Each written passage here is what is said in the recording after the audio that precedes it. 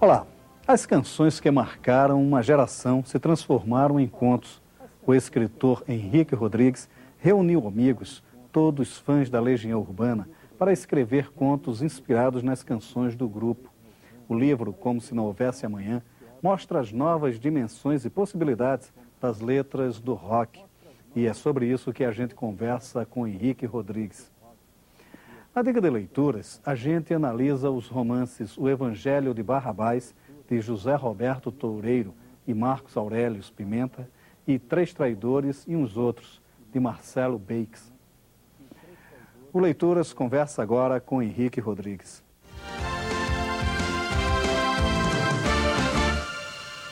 Henrique, bom, vamos falar de Legião Urbana. A antologia que você organizou, Como Se Não Houvesse Amanhã. A primeira curiosidade que surge disso é exatamente essa coisa, né? Quer dizer, você buscar a inspiração em cima de um tema que já existe, né? Quer dizer, de uma poesia que já está ali concretizada, realizada e tal. E uma poesia complicada, porque é sempre muito narrativa a poesia do Renato Russo, né? Quer dizer, como é que foi esse trabalho? Bom, justamente a permanência dessa poesia na minha vida, na vida dos outros 19 autores, que motivou a gente a escrever essas histórias, né? Eu ouço Legião Urbana desde garoto e essas histórias, elas são abertas também, né? Você tem narrativas dentro das músicas da Legião Urbana que também inspiram outras histórias, né? Então a gente conseguiu fazer várias adaptações ou inserções ou mesmo inspirações. A forma com que cada autor lidou com a música que fez referência foi diferente. Isso fez com que o livro tivesse essa costura da Legião Urbana, mas também fosse, ao mesmo tempo, bem diversificado. Porque há uma certa, não sei se exigência, mas pelo menos um ponto de partida de que todos os autores deveriam ter uma certa intimidade com Legião Urbana, serem fãs do Legião Urbana, né? Quase isso. Pois é. Né?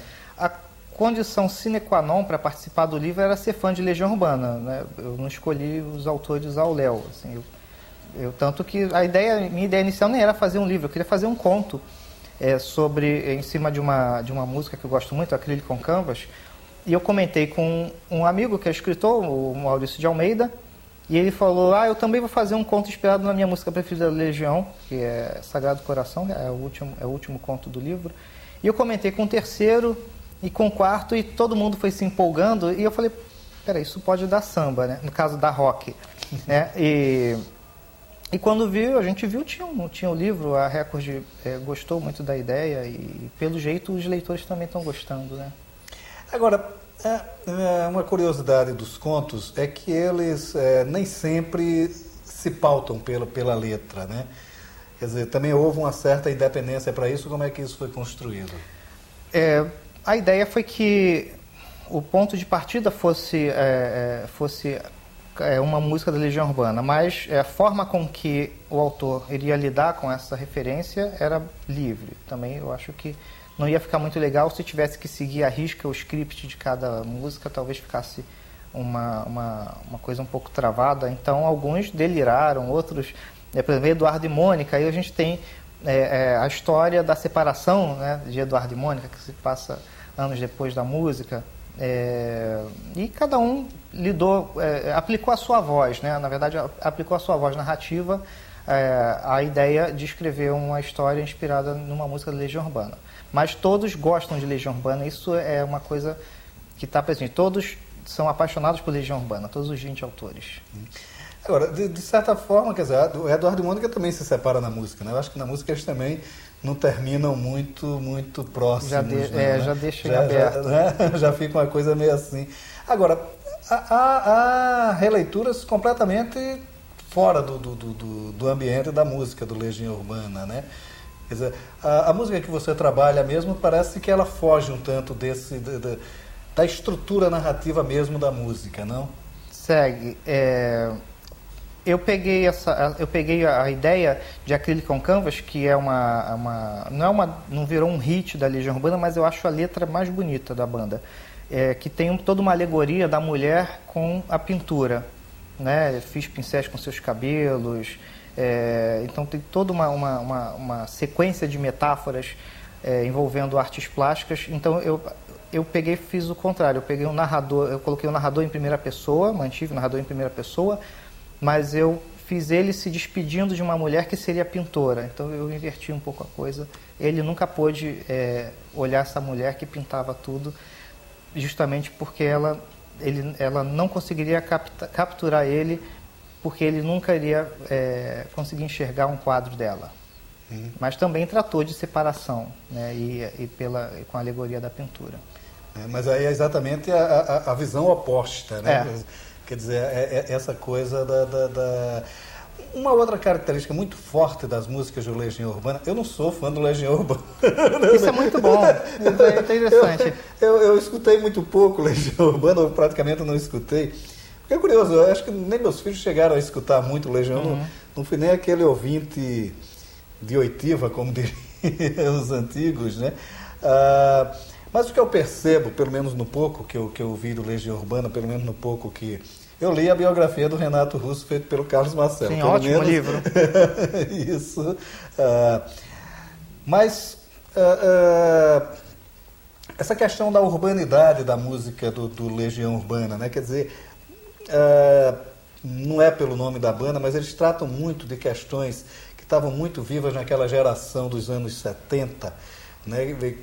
Que era uma geração oprimida pelas consequências políticas, pela conjuntura política na época. E isso aparece pouco no livro, pelo menos no que eu li, né? Quer dizer assim, isso aparece pouco mesmo na música da Legião Urbana, ou foi o livro que acabou tendo uma outra leitura menos politizada das letras da Legião Urbana? Bom, eu acho que a Legião tem vários momentos, né? Ela surge nesse contexto do movimento punk de Brasília, né, com toda a situação da ditadura, mas ao mesmo tempo, quando teve a abertura, quando acabou a ditadura, as músicas da Legião se tornaram um pouco mais líricas, e eu acho que esse tom lírico acabou prevalecendo no livro, nas escolhas dos autores, como foi a minha também. Acho que a minha geração, né, que era criança nessa época da ditadura e que era adolescente, foi se tornando adulto depois, a partir do final da década de 80, adentrando na década de 90, eu acho que a gente já começou a se identificar mais com essa feição lírica da Legião Urbana. Eu acho que ela acabou se tornando mais presente na hora de transformar essas letras em contos, né?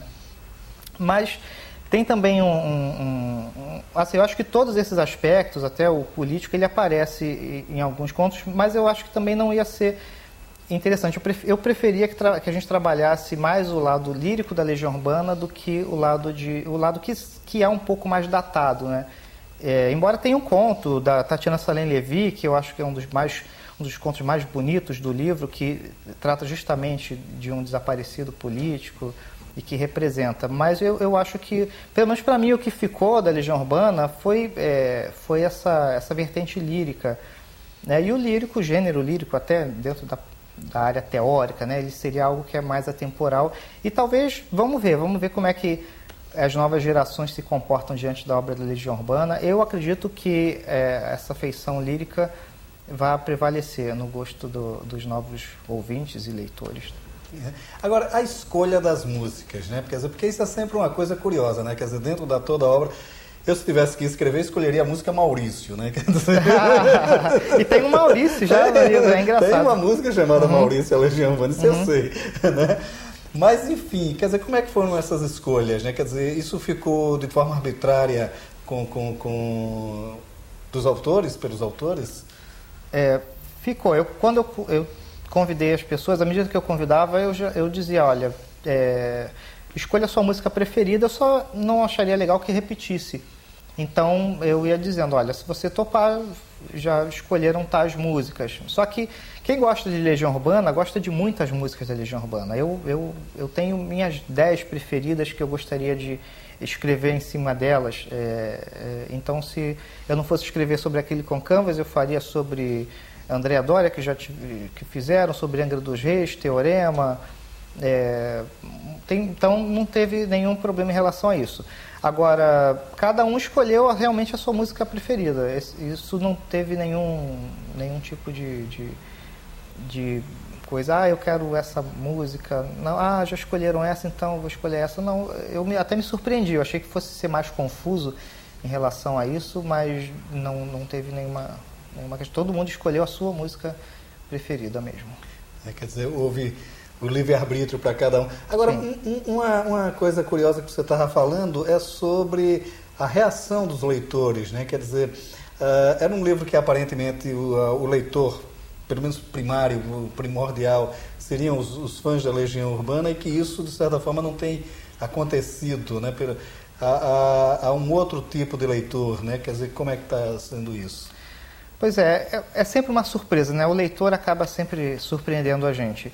Quando a gente lançou o livro, eu imaginei que ele fosse agradar prioritariamente quem gosta de Legião Urbana, né? Acho que causou até um interesse bem legal, por causa que esse ano o Renato Russo faria 50 anos, teve essa coisa toda. E também aqueles que podem vir a gostar de Legião Urbana. Só que aí tem gente que não gosta. Eu ouço muito assim, eu não gosto de Legião Urbana, não gostei, mas eu gostei das histórias porque eu nem conheço tal música que inspirou essa história aqui, mas a história se sustentou. Isso para mim é um dado positivo para o livro, né? Que ele se sustenta sem ter essa dependência da Legião Urbana, da obra da Legião Urbana. E eu estou surpreso também com a quantidade de jovens que estão gostando do livro. Eu recebo por semana uns 2, 3 e-mails de adolescentes que estão lendo o livro e que adoraram. Uma menina que chorou lendo tal história porque lembrou uma situação dela e começou a ouvir Legião Urbana porque leu o livro, né? A coisa se inverteu. E é muito interessante. Professores também estão trabalhando em sala de aula, né? Eu estou sendo convidado para ir em escolas para falar com os professores, com os alunos sobre... Porque aí os professores também trabalham literatura, ensinam conto e tem aquela coisa de colocar música também.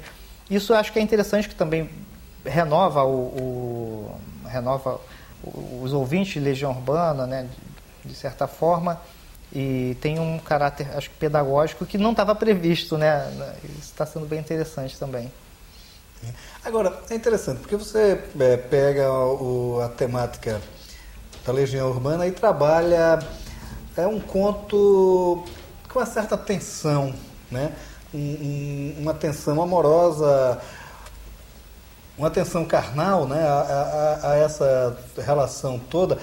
Mas você também tem um trabalho muito intenso como autor infantil, infanto-juvenil, né? Quer dizer, como é que se dão essas duas conversas, né? Essas duas personagens dentro do Henrique e tal, como é que isso se... Aí poesia também, que eu escrevo poesia, mas eu por acaso acabei começando a escrever livros para criança e eu estou muito empolgado, eu estou numa fase de muita empolgação com crianças com visita à escola. Na semana passada eu visitei a escola onde eu estudei, então foi aquela choradeira, aquela coisa de emoção mesmo, e a criança dá um retorno para a gente muito, muito espontâneo, muito sincero. E eu não sei, eu estou com vontade de escrever o tempo inteiro para a criança agora. Eu estou com mais um livrinho no Prelo que vai sair. E aí também, por coincidência, o livro da Legião Urbana, o Como Se Não Houvesse Amanhã, acabou também sendo muito lido. Eu estou tendo mais retorno, por exemplo, por e-mail, de jovens leitores. Eu quero me dedicar mais a escrever para esse público, porque diferente do que se fala, o jovem lê muito, né? A criança naturalmente lê muito, né? Todo mundo dá livro para a criança tem uma relação muito natural com o livro. E o jovem lê demais, o jovem está lendo muito. Então, eu acho que é interessante a gente estar presente, participar desse momento, dessa fase, né, de formação do público leitor. E como eu trabalhei muitos anos com isso também, Eu ainda trabalho hoje coordenando eventos de leitura, então estar com esse público é sempre muito bom. Agora, como é essa coisa de você trabalhar o conto adulto, né, o texto adulto, a poesia para adulto, e o texto infanto-juvenil, o texto infantil? Quer dizer, o que é que há diferente nisso? Como é que é o trabalho de linguagem? Enfim, quando é que você sabe que está fazendo um texto para adolescente, um texto para adulto? Enfim, como é que você administra isso? Bom, são pirações diferentes, né? São processos mentais bem diversificados. Como eu estudei letras, eu estudei literatura durante muitos anos, ainda estudo, estou fazendo doutorado, eu sempre consegui ter um discernimento muito técnico de construção literária. Então eu aprendi a escrever desde poemas de forma fixa, forma livre, texto teatral, roteiro de televisão. Eu experimentei todas essas formas de romance e tal. Então eu meio que consigo criar um Henrique escritor para cada uma dessas formas. Então quando eu vou fazer um texto para criança, eu me transformo num autor que pensa como criança, ou que tenta pensar como criança, né? Eu acho que a gente vai crescendo e a gente vai colocando camadas, e aí você revisita aquela camada que está lá. A gente pensa que substituiu, mas não substituiu, só encobriu, né? A gente volta para esse estado de pensamento, de lidar com as palavras, desde nível, até em nível morfológico, né? Eu estou fazendo um livro chamado Alho por Alho, Dente por Dente, para criança, que já é tudo uma brincadeira com essas catacreses, né, que a gente chama. E para escrever para adulto, não. Aí eu já penso como um leitor de livros adulto, como os meus iguais, os meus colegas de geração, o que a gente lê, o que a gente conversa.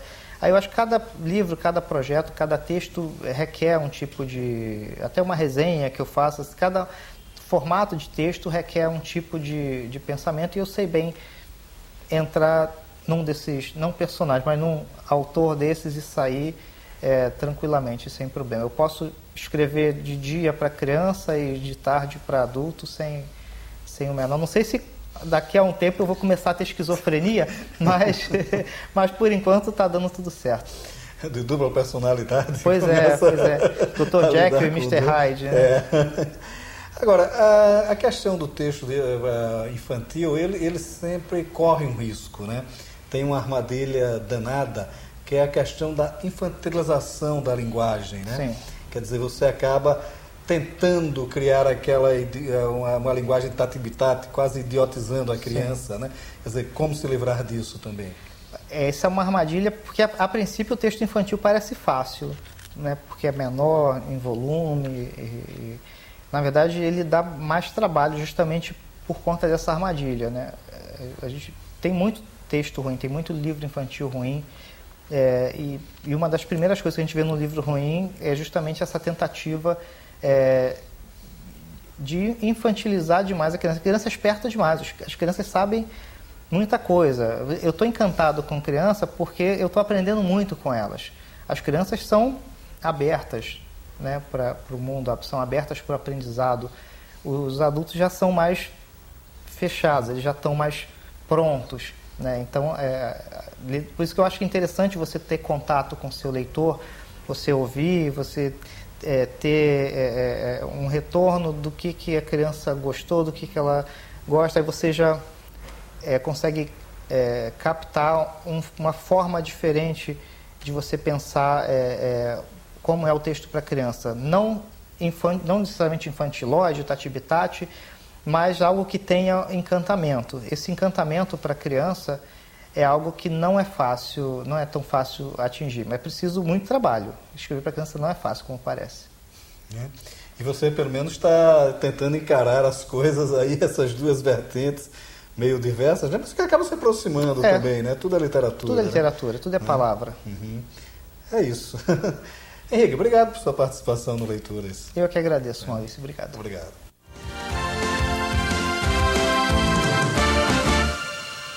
Dois ramos de um mesmo fenômeno. A literatura brasileira vem trabalhando em proporções quase iguais com o picaresco e a reflexão. Em certos textos, os pontos se encontram, mas, no geral, cada qual busca seu espaço. Há 10 anos sem trabalharem juntos, os escritores José Roberto Toreiro e Marcos Aurélio Pimenta voltam com o romance O Evangelho de Barrabás, lançado pela Objetiva. Em linha geral, o texto traz uma visão bem-humorada do século I, onde os conflitos políticos e religiosos se aproximam dos tempos modernos. Os autores trabalham os extremos do humor e escrevem uma série de coincidências entre Barrabás e Cristo.